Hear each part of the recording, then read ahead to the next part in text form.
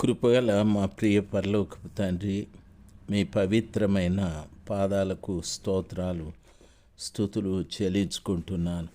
ఈ ఉదయకాలము ప్రభా, మా దేశాన్ని పరిపాలిస్తున్న నాయకుల కొరకు ప్రార్థిస్తున్నానయ్యా. అధికారుల కొరకు ప్రార్థిస్తున్నాను ప్రభా. పరిపాలకుల కొరకు ప్రార్థిస్తున్నాను. ఉద్యోగుల కొరకు ప్రార్థిస్తున్నాను తండ్రి.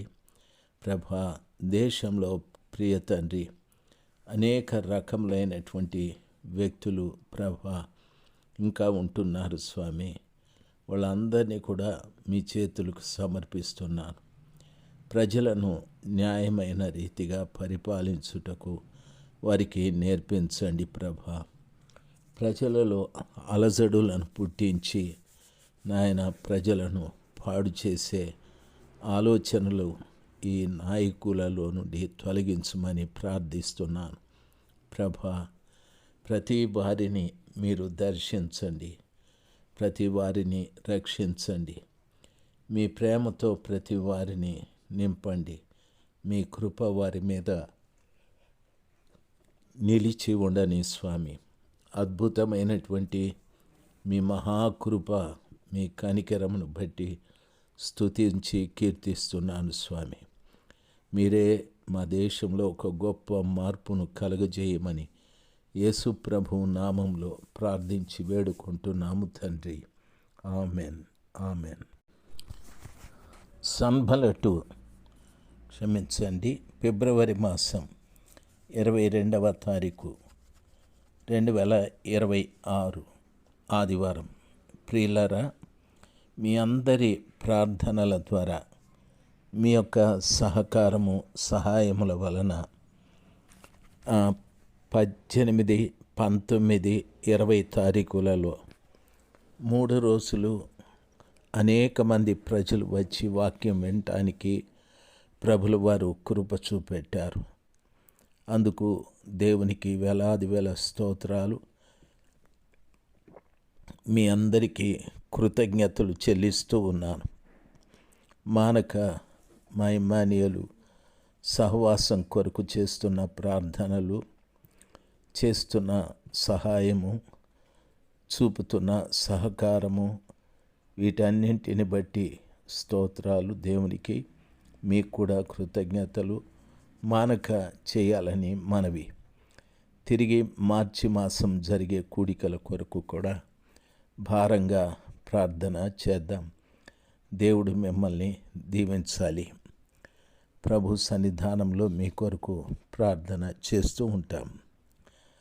ఫిబ్రవరి మాసం 22వ తారీఖు 2026 ఆదివారం.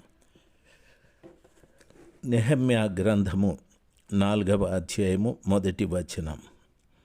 మేము గోడ కట్టుచున్న సమాచారము విని సన్బలటు మిగుల కోపగించి రౌద్రుడై యూదులను ఎగతాళి చేసి అని చెప్తాడు. సన్బలటు అనేటటువంటి వ్యక్తి, ప్రియులారా, సన్బలటు అనున్నటువంటి మాటకు సీను దేవత అని అర్థం, లేక అతని ప్రాణమును రక్షించుము అని చెప్పచ్చు. చెరకాలము తరువాత యూదులను కష్టపెట్టిన ఒక సమరయుడు. ఇతడు బేత్పోరోను ఊరివాడైనందున ఇతడు హోరోనీయుడు అనబడు బబులోను నుండి పాలస్తీనా దేశము నేలుటకై పంపిన ఉద్యోగస్తులలో ఒకని వంశపు వాడు. ఇతడు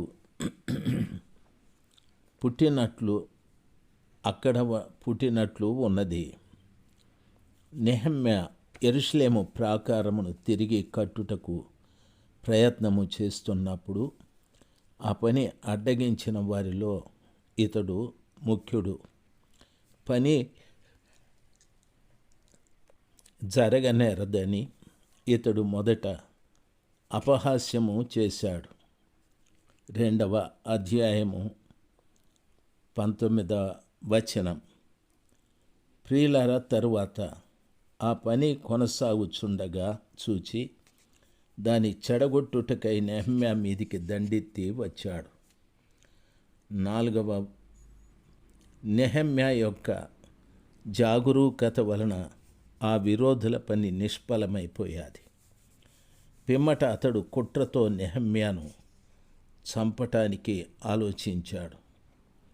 అతడు తనను ఓనోలో కలుసుకొని ఈ కట్టడముల విషయమై ఆలోచన చేయవలెనని మనవి చేశాడు. 6వ అధ్యాయము 1-4 వచనాలు. అలాగూ నెహెమ్యా వెళ్ళనందున అతనిని బెదిరించుటకు సన్బల్లటు వేరే యుక్తులను చేశాడు. కానీ దేవుడు నెహెమ్యాను కాపాడుతూ వచ్చాడు. 6వ అధ్యాయము 5-14 వచనం వరకు. రెండవసారి నెహెమ్యా యెరూషలేమునకు వెళ్ళినప్పుడు నెహెమ్యా ఈ సన్బల్లటు యొక్క అల్లుని యెరూషలేములో నుండి వెళ్ళగొట్టాడు. 13వ అధ్యాయము 22వ వచనం. సన్బల్లటు యొక్క అల్లుని పేరు మనష్షే అని యోసిఫసు అను చరిత్రకారుడు రాశాడు. ఈ మనష్షే షోమ్రోను వారి మతాచారములను గెరేజిము కొండ మీద స్థాపించినట్లు ఆ యోసిఫసు అనేటటువంటి రచయిత చెప్పాడు. కాబట్టి సన్బల్లటు ప్రియులారా, ఇతడు ఒక సమరయుడు, సంకర జాతివాడు. దేవుని పిల్లలు గమనించాల్సింది, ఈ సమరయుడైనటువంటి సన్బల్లటు యెరూషలేముని పునర్నిర్మాణము చేయటానికి నెహెమ్యా చేస్తున్నటువంటి ప్రయత్నాలన్నీ కూడా విఫలము చేయటానికి తానెంతో పని పూనాడు. ప్రియులారా, గమనించాలి. అయితే అతడు కోపగించుకొని అని వాక్యము సెలవిస్తుంది.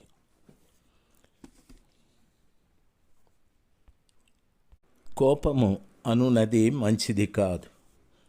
ప్రభు పిల్లలైనటువంటి మనకు ప్రభు చెప్పిన మాట. లేవియా కాండము 19వ అధ్యాయము 18వ వచనం. కీడుకు ప్రతికీడు చేయకూడదు. నీ ప్రజల మీద కోపం ఉంచుకొనక నిన్ను వలె నీ పొరుగువానిని ప్రేమింపవలెను. నేను యెహోవాను అని చెప్పాడు. మనకు కీడు చేసేవారు బోలెడంతమంది ఉన్నారు. అయితే వారికి ప్రతికీడు చేయకూడదు. నీ ప్రజల మీద కోపము ఉంచుకొనక నిన్ను వలె నీ పొరుగువానిని ప్రేమించాలి అని ప్రభుల వారు చెప్పారు. నేను యెహోవాను అని చెప్పాడు. దేవుడు చెప్తున్న మాట. ప్రియులారా, మనము ప్రభుని ప్రేమించినట్టే పొరుగువాన్ని కూడా ప్రేమించాలి. వాక్యం ఆ రీతిగా సెలవిస్తుంది. కోపపడకూడదు. ఇజ్రాయేలీయుల సమాజం మీద కోపము రాకుండానట్లు లేవీయులు సాక్ష్యపు గుడారము చుట్టూ దిగాలి. వారు సాక్ష్యపు గుడారమును కాపాడాలి అని వాక్యము సెలవిస్తుంది. సంఖ్యాకాండము 1వ అధ్యాయం 53వ వచనంలో. ఎందుకంటే వాక్యములో చెప్పబడిన రీతిగా మందిరము సాగబోవునప్పుడు లేవీయులే దాన్ని విప్పవలెను. మందిరము దిగునప్పుడు లేవీయులే దాన్ని వేయాలి. అన్యుడు సమీపించిన ఎడల వాడు మరణశిక్ష నొందుతాడు. ఇశ్రాయేలీయులు తమ తమ సేనల చొప్పున ప్రతి వాడును తన తన పాలెములో తన తన ధ్వజమునొద్ద దిగాలి. ఇశ్రాయేలీయుల సమాజము మీద కోపము రాకుండునట్లు లేవీయులు సాక్ష్యపు గుడారము చుట్టూ దిగాలి. వారు సాక్ష్యపు గుడారమును కాపాడాలి. దేవుని యొక్క కోపము ఇశ్రాయేలీయుల మీదికి రాకుండా లేవీయులంతా కూడా సాక్ష్యపు గుడారపు చుట్టూ దిగాలి, దాన్ని వారు కాపాడాలి. ప్రియులారా, ఈ రీతిగా యెహోవా మోషేకు ఆజ్ఞాపించాడు. వాటినన్నింటినీ ఇజ్రాయేలీయులు తప్పకుండా చెయ్యాలి.